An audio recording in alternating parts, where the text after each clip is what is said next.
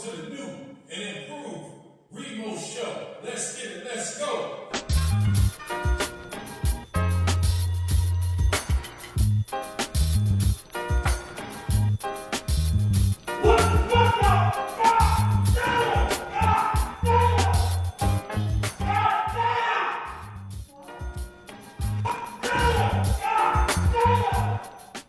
Good, y'all. It's your boy Remo, back with another V show. Yeah, it's a rainy day today. What happened to spring, y'all? It's supposed to be spring. It's raining like a motherfucker, and it's cold as shit. Damn. But yeah, y'all, in this video, I want to talk about this chick. This pothead chick who thought she was Erykah Badu / Queen Afua. Y'all know who Queen Afua is? She's a herbalist / vegan / intellectual. She got that scar down her forehead. I don't know what that represents. And she always wear head wraps. She was on the Breakfast Club, and she was also in one of the Hidden Colors documentary. But yeah, her name Queen Afua, very smart woman, and she's really older than what she looks because she's a vegan, and blah blah blah, So yeah. Now this dumbass, crazy, ignorant black bitch thought that she was a combination of both. She thought she was a combination of Erykah Badu and Queen Afua.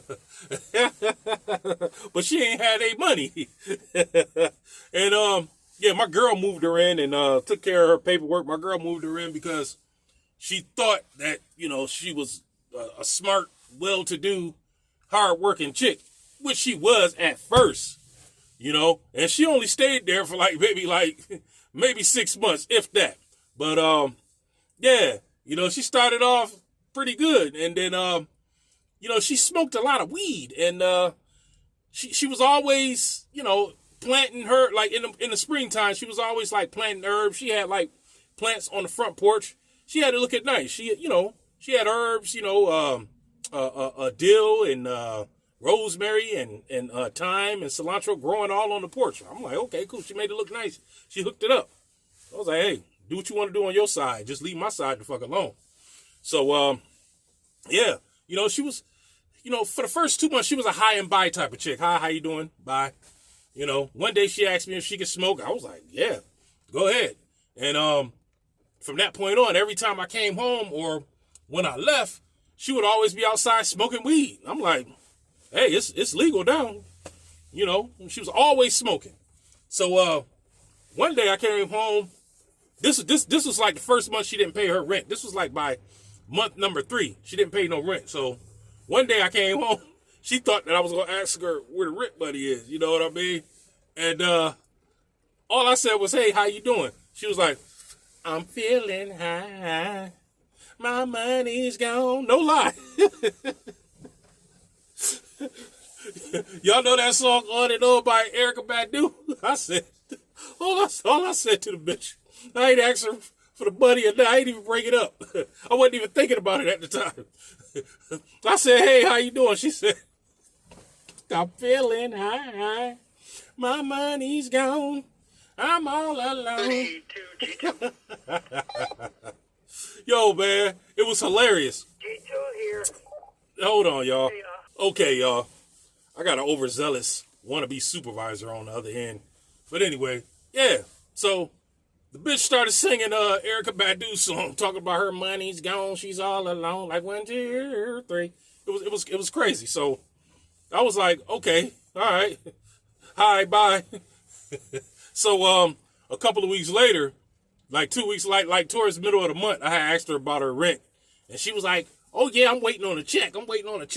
And then, when they say they waiting on a check, that means they ain't, that's just to pacify you. That's just to buy them time to not pay you. So I already started getting the eviction process rolling when she told me that. So, then, one day I was outside barbecuing. I can't remember what the occasion was, but, I was barbecuing, some chicken and some steaks or whatever. And so she came outside smoking a cigarette, asking me, what am I grilling? She was like, oh, that smells good. I was like, yeah, I got some chicken, some steaks or whatever. She was like, chicken and steak? I was like, yeah. She was like, you eat chicken and steak? I I was like, yeah, what the fuck wrong? She was like, oh, I'm vegan. She was like, you know, all that shit ain't good for you. She was like, yeah, you know that meat ain't good for you and blah, blah, blah, blah, blah. You should be eating more vegetables and blah. I was like, so you worried about me eating meat, but you smoking a goddamn cigarette. She was like, oh, I only smoke these once in a while. I was like, you smoking them? I was like, to me, that cigarette is worse than these meats. I was like, you all over the place. I was like, it don't make I make that make sense. You talking about some damn meat ain't good for you, but you smoking a fucking cigarette and you smoke weed. She was like, oh, well, the weed ain't bad for you. I was like, yeah, but you rolled it up in tobacco leaves, right? You use blunt. She was like, yeah, that ain't bad. I was like, yeah, okay. I said, it's all bad. I said, come see me when you don't drink or smoke no more. Then you can tell me what I need to be doing. But right now, you contradicting yourself. You leaving yourself wide open is what I told her. So she kind of got mad. And so she was like, oh, and like I said, I'll pay you. She was like, when I get the money, you'll get the money. I was like, yeah, okay, all right, whatever. So she had this boyfriend who was always beating on her, you know, and he was very insecure. He didn't live there, but he spent nights there. He spent a lot of nights there. He was over there all the time. And so, you know, he used to always beat on her because she would tell him how to live his life. And I'm like, dude, man, like, because I talked to him one time. He was like, yeah, man, she always trying to tell somebody what to do and what not to do and always be telling people how to live their life. He was like, man, this chick got to go. And I was like, man, y'all don't live together. You don't live here. I was like, why don't you just leave? I guess he was whipped, but, you know, he used to be beating the hell out of her early in the morning. And she had a daughter. I'll be hearing the daughter crying, get off my mommy. So one day I went over there and I had told him, I was like, yo, man, just, you know, if you keep beating on her, I'm going to have to call the police, man, because it's early in the morning. You know what I'm saying? I don't want to do that, you know, because then you'll go to jail. You know, he was like, yeah, man, my bad, blah, blah, blah, blah. So I didn't hear from him for a while. So one day I went outside, it was raining, and she was collecting rainwater. And so I'm thinking it's to water her plants, you know, because like I said, she had a bunch of herbs on the front porch. And she was like, no, she was like, this is for me to drink. She was like, me and my daughter don't drink nothing but rainwater. She was like, we don't put none of this faucet water or none of this bottled water in our body. She was like, rainwater is the best for you. She was like, this is what our ancestors drank. And I was like, well, my ancestors drank well water. I said, I don't know about that rainwater. I said, I'm sure they probably did, but, you know, my grandmother told me that out of her own mouth. I was like, you know, my grandmother told me they called it sweet water. You know, they had a well or something like that or whatever. And she was like, yeah, that well water good. But she was like, but where's a well around here? I said, I'm just saying. I was like, you collecting rainwater? I was like, okay, fine. I said, but you know, I said, do you bathe with it too? She was like, nah, I take regular showers. I was like, don't you know, bathing with that shit gets into you through your pores, right? She was like, yeah, but not as quick as drinking it. And I was like, oh gosh, okay, all right, whatever. So she kept for like a month straight. She kept telling me she was gonna get this money from somewhere, and she never did. Then she had came with half of what she owed me, and she was like, "This ain't from my check." She was like, I borrowed this from my dad, and that big check that I'm waiting on is coming soon." So she gave me that, and I'm like, "Okay, this ain't half. You behind 2 months. This is only like maybe like 33 and a third of what you owe me." You know, or something like that. So, once again, shortly after that, her boyfriend was beating her up one day. And I didn't see her for a couple days. But I used to always hear her blasting Erykah Badu. Oh, no. Like, she would have it on repeat. I'm like, damn, that's the only song. She was like in her early 30s, so she probably was a latecomer. She was probably a Johnny-come-lately when it came to Erykah Badu, because she would only play like 1 or 2 songs. Over and over and over and over. Now, you know, since she was only in her early 30s, when Erykah Badu came out in 96, she probably was like 3. You know what I mean? So I think when she got into this vegan / herbalist type of lifestyle, I think YouTube probably influenced her with videos of Erykah Badu and Queen Afua. That's the only thing I can think of, because, you know, like when Erykah Badu was on top, we played all her music. You know, she's one of my favorite female R&B artists, or neo soul, whatever you want to call it. This chick played the same 2 songs over and over, and then she would be outside singing it. Like she'll be outside collecting rainwater, talking about some. You better call Tyrone, call him, and call Tyrone. I'm like, I be looking out the window like, this chick is crazy. Yeah. So one day I asked her about her boyfriend. She was like, oh, we broke up. She was like, I ain't dealing with him no more.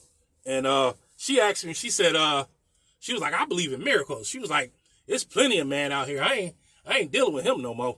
She was like, do you believe in God? I was like, yeah, I believe there's a God.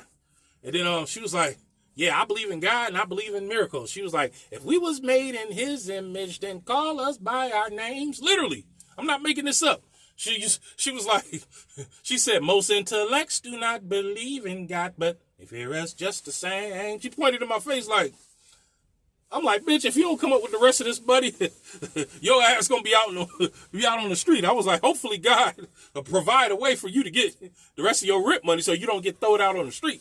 And she was like, oh, that money coming. That money wasn't coming. It never came. So, I got the eviction process rolling, and finally got her the paperwork served, and I left the paperwork on her door, and like a couple of days later, she didn't say nothing to me. She saw me, but she didn't say nothing to me. She kind of rolled her eyes.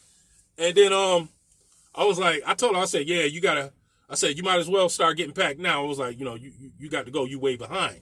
I said, I let you slide. I wasn't really, pushing the envelope. I let you slide. So she was like, I got to find out where I'm going to go.